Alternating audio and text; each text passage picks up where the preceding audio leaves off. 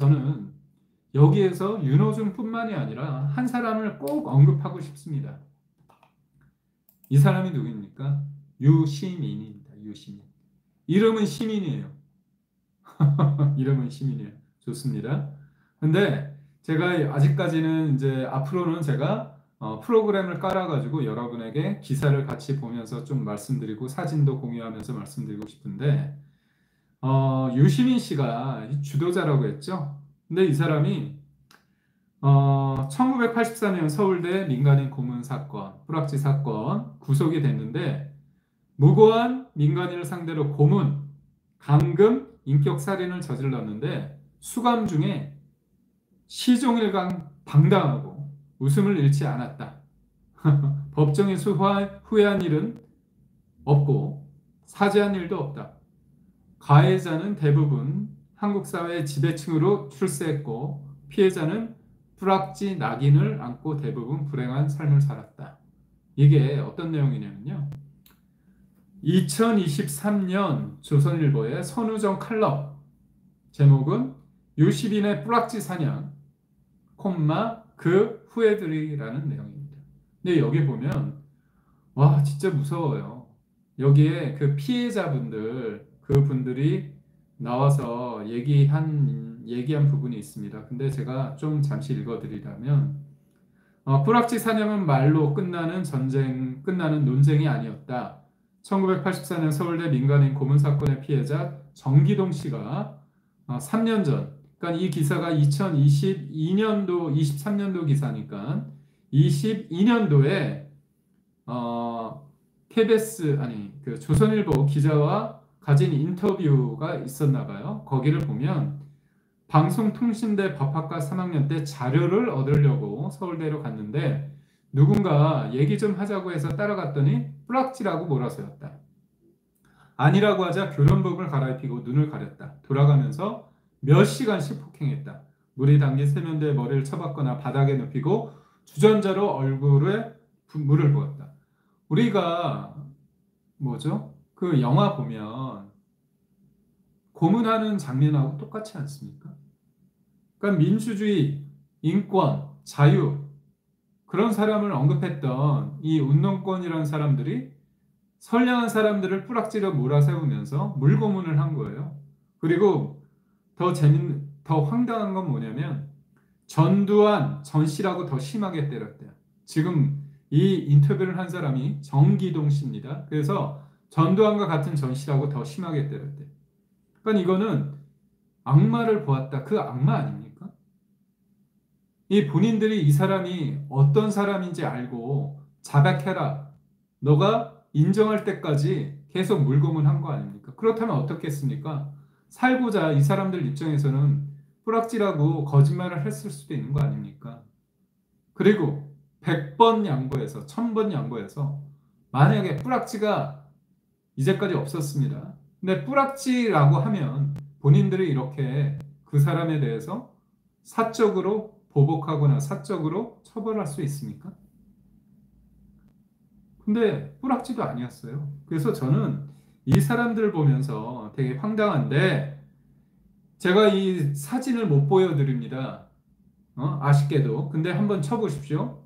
키워드로 서울대 민간인 그 기사를 선우정 컬럼 유시민의 뿌락지 사냥 그 후예들을 검색을 해보면 사진이 뜹니다.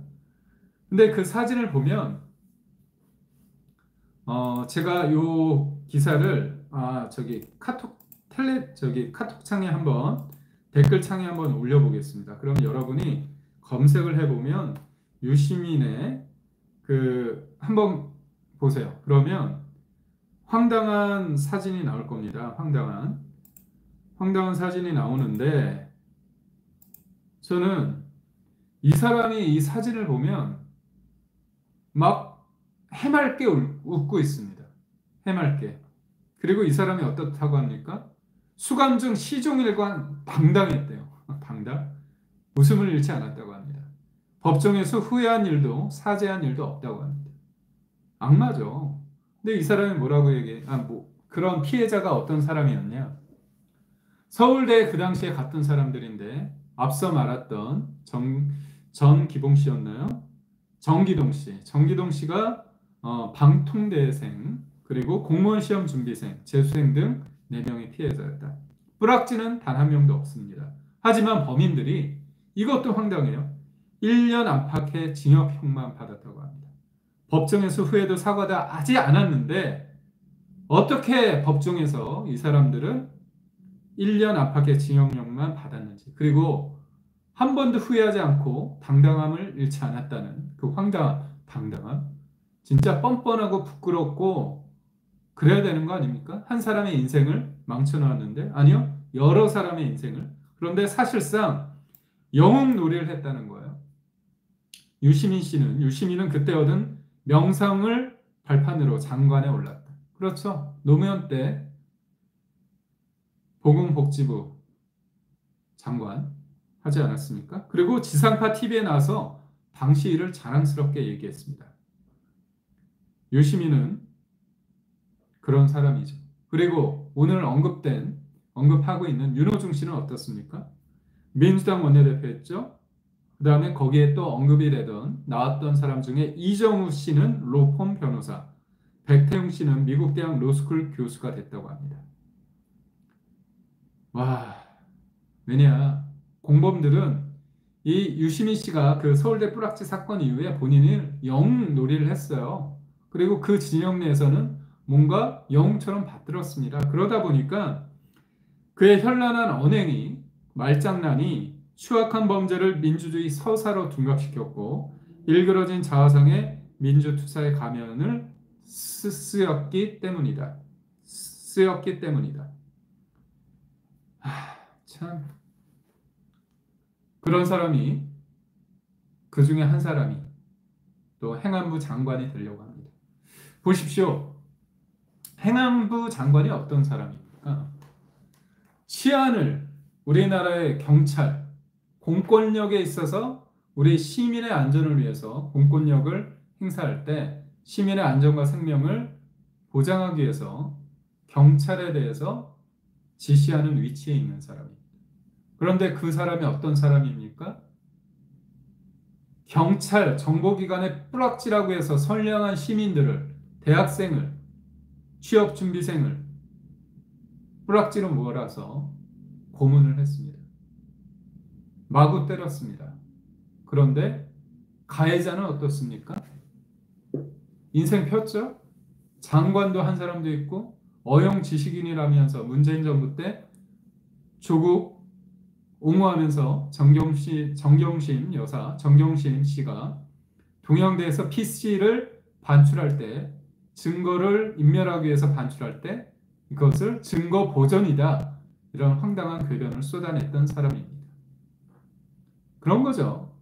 아무리 잘못해도 진영에 고착된 진영 내에서 이른바 민주라는 그 현란한 얘기, 정의라는, 인권이라는 그러는 현란한 진영 뒤에 숨어서 본인들의 잘못을 물타기 하고 본인들의 잘못에 대해서 잘못을 지적하면, 아, 저거 정치 검찰이야, 탄압받고 있어요. 피해자 코스프레 하면서 누릴 거 다 누리는, 절대 권력을 누리면서 피해자 코스프레를 하는 이런 위선의 그런 모습을 보여준 사람들입니다. 그런데 그런 사람이 참 부끄럽게도 장관으로 임명될 가능성이 커졌습니다. 저는 첫 번째, 본인의 그 과거의 잘못도 잘못인데 자기가 후회한다고 하지만, 저는 이렇게까지 여러 사람의 인생을 망쳐놓은 사람이 후회한다는 몇 마디 얘기 하에 이렇게까지 원내대표도 하고 수많은 권력 위에 있었는데 또 더 큰 권한을 가지려고 한다는 이 자체가 저는 참 뻔뻔하다, 그런 생각을 합니다. 그렇습니다.